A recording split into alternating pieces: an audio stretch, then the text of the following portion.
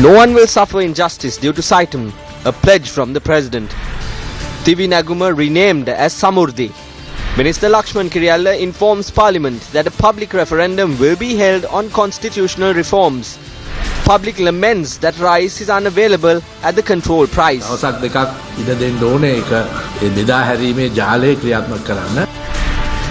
Why is the local government election being delayed?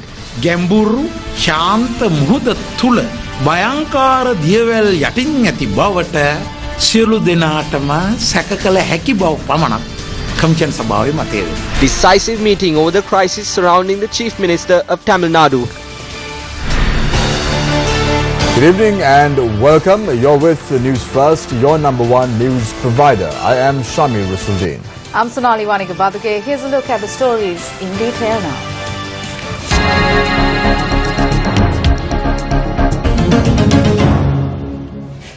President Maithripala Sirisena has emphasized that he will not allow any injustice to take place to the medical students of local universities due to the Saitam Private Medical College in Malabe.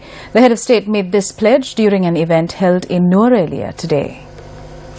President Maithripala Sirisena visited the new village named Hutvilpura in Nuwara with the public today. The new village Hutvilpura contains 150 new homes and was constructed with the aim of providing new homes to those living in line houses. The houses of this village each have 550 square feet in 7 perches with 2 rooms, a living room, kitchen and a bathroom.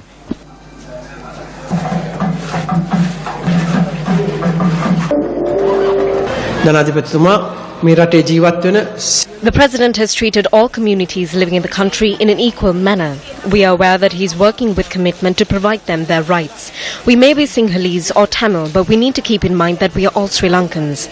Let us lift the country from this trench it has fallen into and allow the government to take forward the programs that it has undertaken. Speaking to the masses, President Sirisena commented on the issues surrounding Saitam.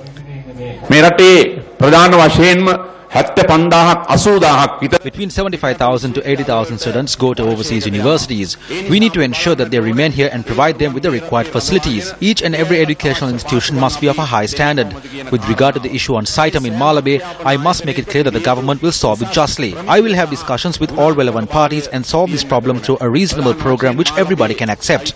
I must make it clear that we as the government will solve this issue. We cannot let the children be misled by groups with vested interests. The government will fulfill its responsibility to open the doors for the students to win the competitive world in a fair society. As the President of the country, I am not partial to any party in this issue. The program of the government will bring justice to every student while being impartial. Lakshman Kiriyalla is the leader of the House. He said in Parliament today that the government hopes to conduct a public referendum in order to bring about constitutional reforms. The number one priority of the government is to draft a new constitution. Second is to go in for a public referendum. We hope to go in for a public referendum with the support of the Sri Lanka Freedom Party. That is our stance today. In Parliament today, a proposal was passed to change the name of Divi Naguma back to Samurdhi.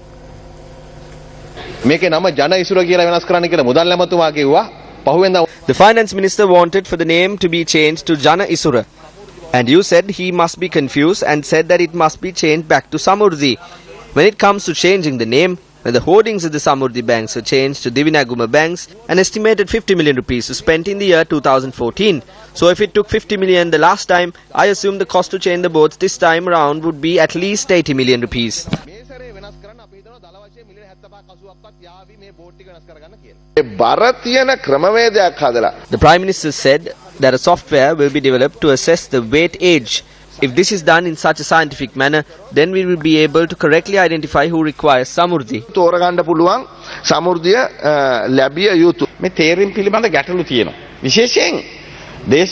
There are issues in the selection. There is an allegation that persons from the United National Party were not given the concessions.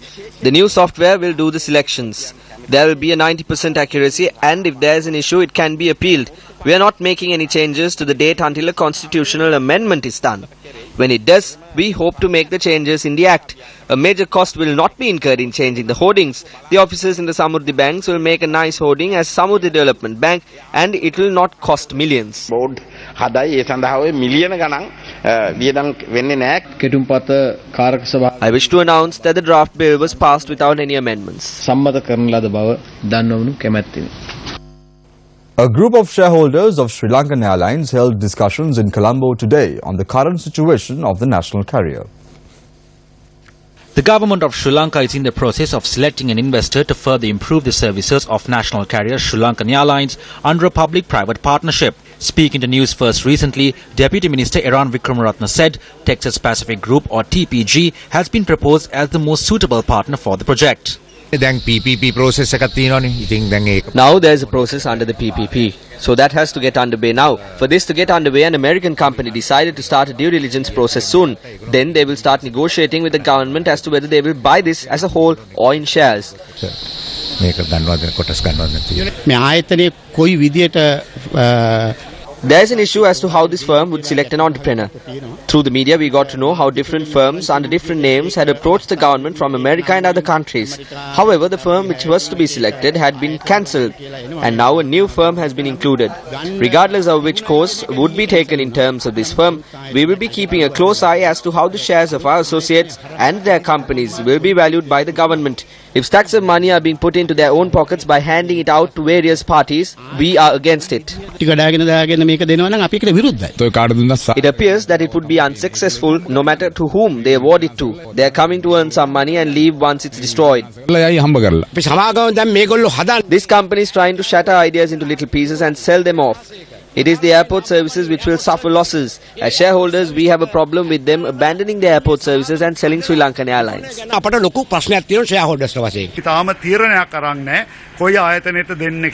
We have not taken a decision as yet to which firm we are going to award it to. The committee appointed for this process has informed us that one company has been selected. However, a final decision is yet to be taken on whether or not we will award it to that firm. We would like to call for more competitors for this. We are working towards recovering Sri Lankan Airlines. The American company, TPG, is a very big firm in that country. If there is evidence to prove that we are legally bound to another firm, then we would eliminate that doubt. This government is transparent. We do not work behind closed doors. If someone is accusing that there are shortcomings in this procedure and that there is no transparency, we will prove it otherwise. On to one of our headline-making stories tonight. The Consumer Affairs Authority has warned that legal action will be taken against traders who do not adhere to the maximum retail price imposed by the government on rice. The government decided to impose a maximum retail price, which came into effect from midnight last night. Due to the increase in rice prices, the government decided to impose a maximum retail price on rice. Thereby, both local and imported summer rice can only be sold for 80 rupees a kilogram. A maximum retail price of 72 rupees was imposed on a kilogram of Nadu rice, while an MRP of 70 rupees was imposed on a kilogram of Kakulu rice. In order to provide rice to the consumers under a controlled price, the CAA commenced raids this morning. We hope to continue these raids in the coming days as well. Following the government's decision to impose a maximum retail price on rice with effect from midnight yesterday, many areas in the country experienced a shortage of rice. Rice is priced between 95 rupees and 100 rupees. I purchased 1 kilogram of Kakulu rice for 110 rupees. I visited the cooperative store. Rice is priced between 95 rupees and 100 rupees. Rice is not available anywhere. Rice is not available for 80 rupees anywhere. According to our correspondent, a rice shortage was experienced in many of the cooperative stores and Sadosa outlets. They want us to come in the evening, but it will be too late. In other places, 1 kilogram of rice is sold for 98 rupees. We came here to purchase rice at a lower price. However, traders had something different to say. Rice is not available anywhere. We will have to purchase rice at a higher price in Colombo. Imported rice is available in Colombo. We cannot purchase it at that price. We cannot sell it at the controlled price as well. The same goes for local rice as well. We cannot purchase rice from the mills at that price because we cannot sell it at the controlled price. We have returned all stocks of rice to the mills. Imported rice was mostly on sale at the Peta wholesale market today. Imported rice can be provided. There is an issue with Nadu rice. The wholesale price of 1 kilogram of Nadu is 69 rupees. We cannot assure that retailers would sell at that price. It will take a few more days for the goods to be distributed everywhere. If anyone is concealing rice stocks and selling rice at a higher price, we will take legal action against them. We need another 2 days for the distribution to take place. There will be no issue. The harvest is being reaped in the Ampara district. In another month, the harvest from the other areas will be reaped, and then the process of selling rice will begin.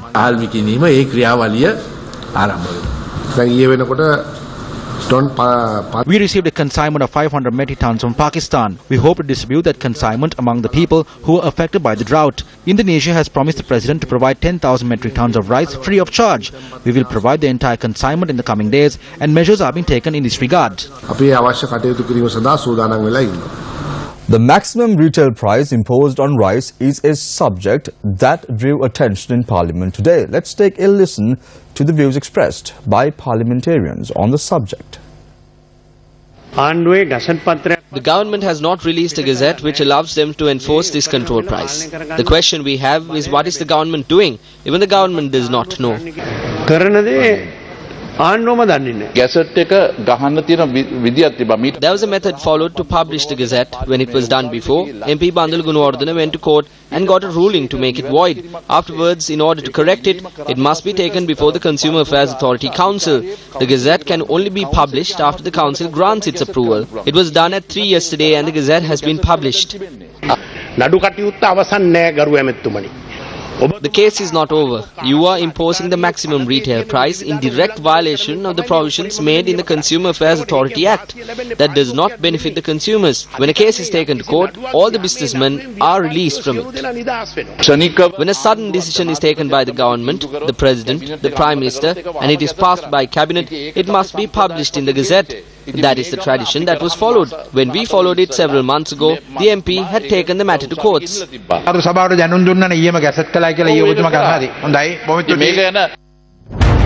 is the Volkswagen? Where is the Agency for Development? What fate befell Google Noon? An expose on Google and ICTA. Coming soon on News First. You're watching News First. State Minister of Finance Lakshman Yapa Abeyewardene says Arjun Mahendran should provide answers to the allegations raised in the audit report. Rather than doing this, the State Minister says that Mahendran continues to issue media releases without signatures.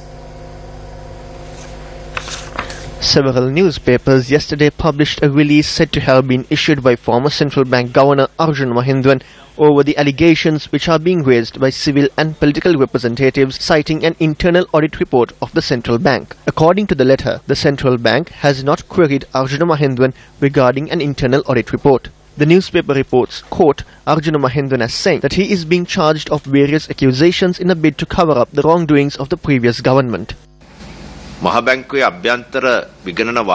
The former Central Bank Governor has made a statement on the Central Bank's internal audit report. We do not know if this letter was signed by him, but his picture has been published in print media. The internal audit report of any company should be usually handed over to the head of the institution. This report should be handed over to the Governor of the Central Bank, and it has been handed over to the current Governor. So the internal audit department does not have the right to even question the former Governor. So the proper procedure in handing over this report has been followed. Now it is his duty to reveal what is true and what is false in this report. But this has not been done. If this has been done, then there should be a separate trial regarding this issue as well, just like the one for the bond scam. There is no need to mislead the general public of this country. Was this media release issued under any signature? If it is not the case, as time goes by, he will easily say that it wasn't his. Speaking further, State Minister Abeyewardene emphasized that certain groups are attempting to protect the wrongdoers. We are looking into this matter internally.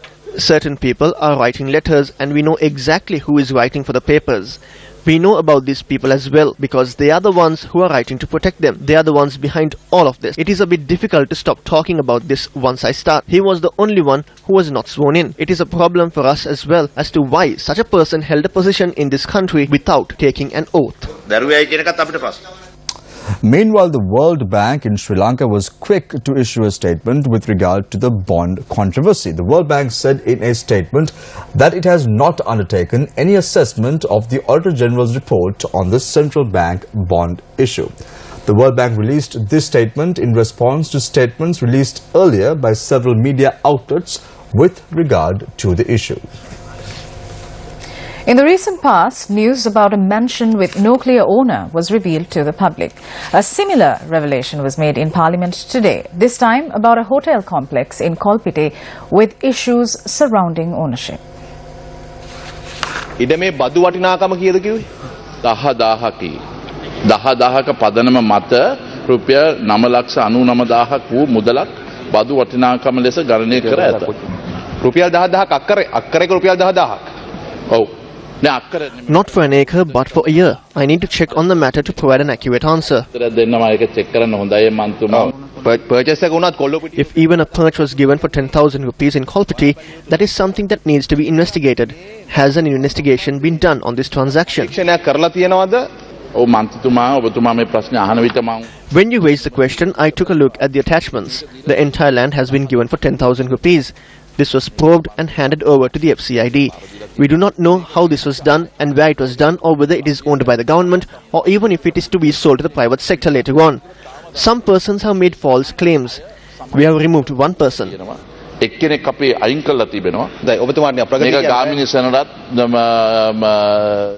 was chaired by Gamini Senarath. These names are not easily revealed. They have been concealed. These are the 4 former directors at the insurance corporation. They obtained a 10 rupee share and operated it like a private company. The government gives the funds and they keep it with them. It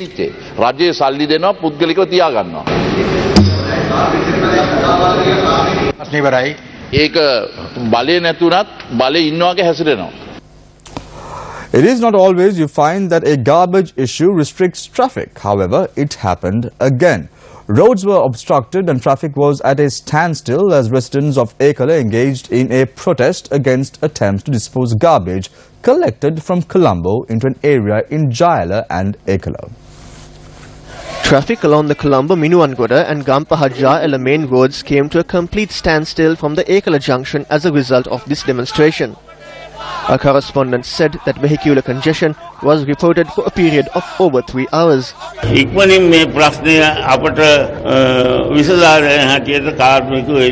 ඇතර මේ කෙරීමෙන් කාටද මේකේ ප්‍රතිඵල තියෙන්නේ මොනවද මේ අරමුණු බලාපොරොත්තු අරමුණු කියන ප්‍රශ්නය නිතරම අපිට ඇති වෙන අපි තුල අපි ඒක අපි දකින නිසා අපි මේ වෙනුවෙන් මෙච්චර උවමනාවෙන් පෙනී සිටින්නේ. Deputy Minister Ranjan Ramanayaka arrived at the location thereafter.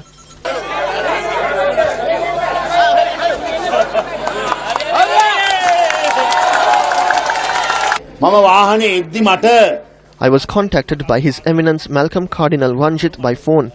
He requested me to intervene into this matter because it is a sensitive one. Garbage disposed from Colombo cannot be brought here. That is the truth. There is an estate of a casino owner. That too is a forest reserve, isn't it? That is a marshy land. And garbage from Colombo is to be moved to Jayala in order to fill that marshy land. That is something wrong. I request for His Excellency the President and the environmental organizations to call for a decision and stop this attempt.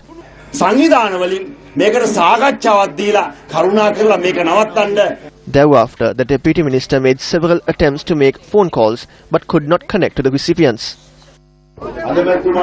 I cannot make a phone call to the President or the Prime Minister with the loudspeaker of the mobile phone being switched on. You cannot speak in profanity while the conversation is taking place.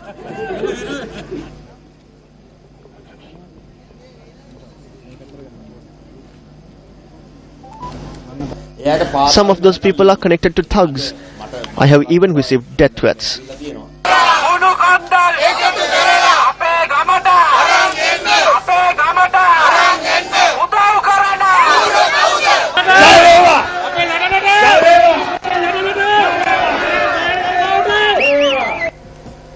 MPs representing the joint opposition called on the chairman of the Elections Commission today. At the meeting in Rajagiriya, attention was drawn towards the local government polls. This is not a government that keeps its word.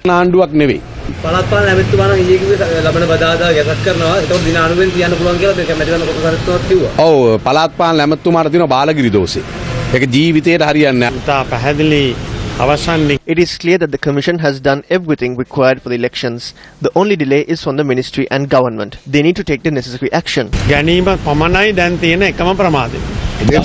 It is a political issue and we will respond politically. We will take this matter to the masses. We are trying our best to hold the elections. We were promised that the ministry would issue the gazette on the matter. If they fail to do it today, they can do it on Wednesday. Then there is the Ashoka previous committee report. However, everyone was saying that the elections will take place before June. At first, it was to be held before April, but it is being delayed. The Commission is doing everything it can. Commission සභාව පැත්තෙන් කරන්න පුළුවන් ඔක්කොම කරලා තියෙනවා. කොමිසමට අනුව මේ රජය විසින් මේ කරන මේ කල් ගැනීම කොහොමද මොන වගේ දුර්වලතාවයක් විදියට ඔබතුමන් දකිනවා? බැලූ බැල්මට විද්‍යාමාන The Commission cannot make a statement that anyone is working with the intention of delaying this. ගැඹුරු ශාන්ත මුහුද තුල භයංකාර දියවැල් යටින් ඇති බවට සියලු දෙනාටම සැක කළ හැකි බව පමණක් කමිෂන් සභාවේ මතය වෙනවා. First, welcome back to the news. Former President of the Republic of Maldives, Mohammed Nasheed, says he hopes to be the presidential candidate of his party, the Maldivian Democratic Party, at the 2018 presidential election in his country. Nasheed made this statement at a media briefing in Colombo this morning. United Nations Working Group on Arbitrary Detention they have ruled that my arrest and detention as unlawful and politically motivated.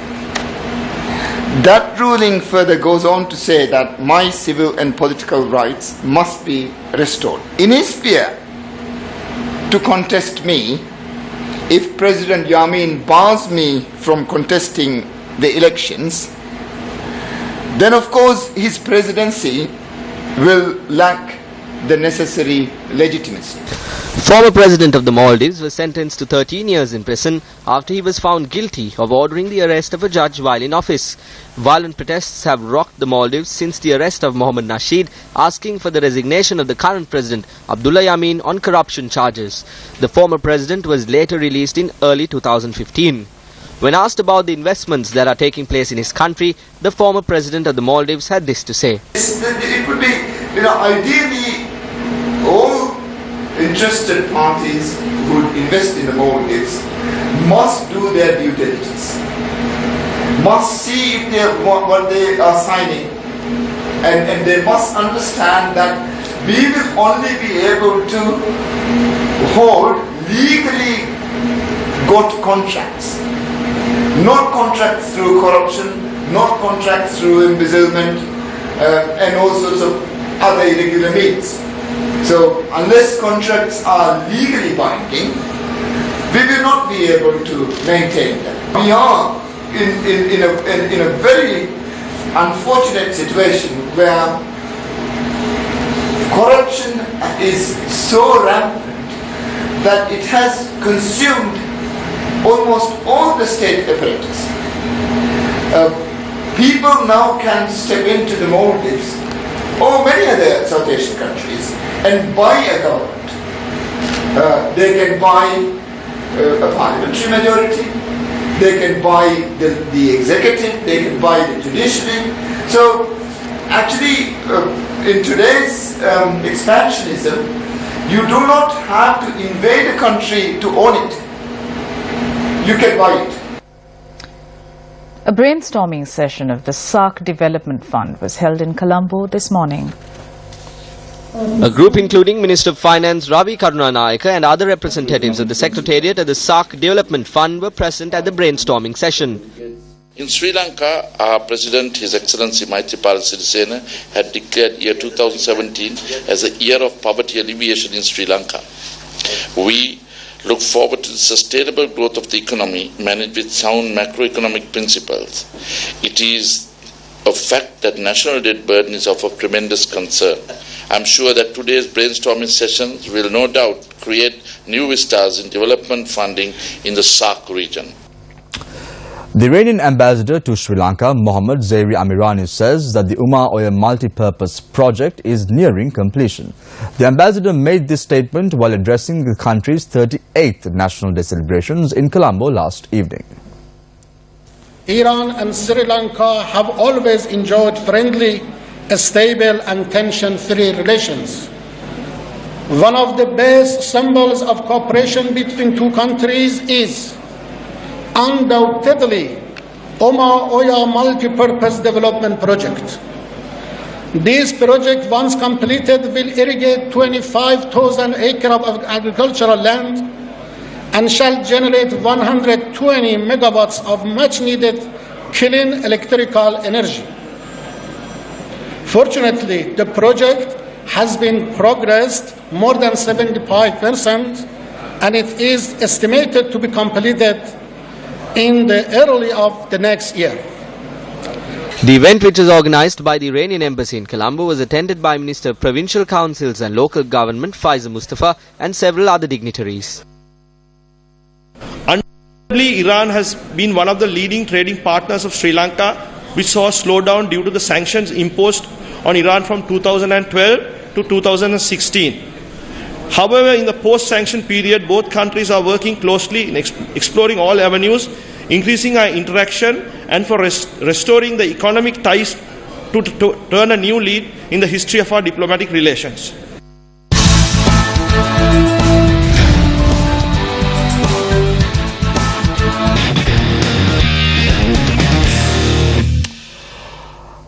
Now, addressing a media briefing in Colombo today, paceman Lasith Malinga says that he is prepared to take up the reins as T20 captain of Sri Lanka once again.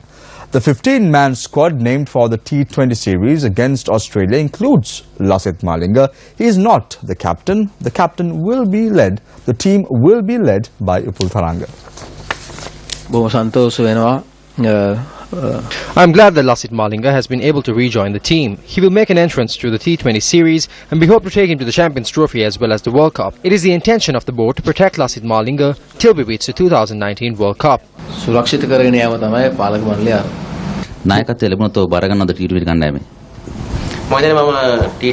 If they feel like they can make use of me once more and they give me an opportunity, I will support them.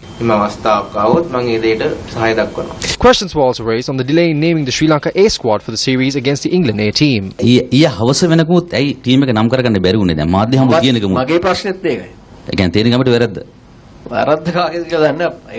do not know who is at fault. The CEO should accept responsibility. I also need to ask this from him. The final 20 have been named.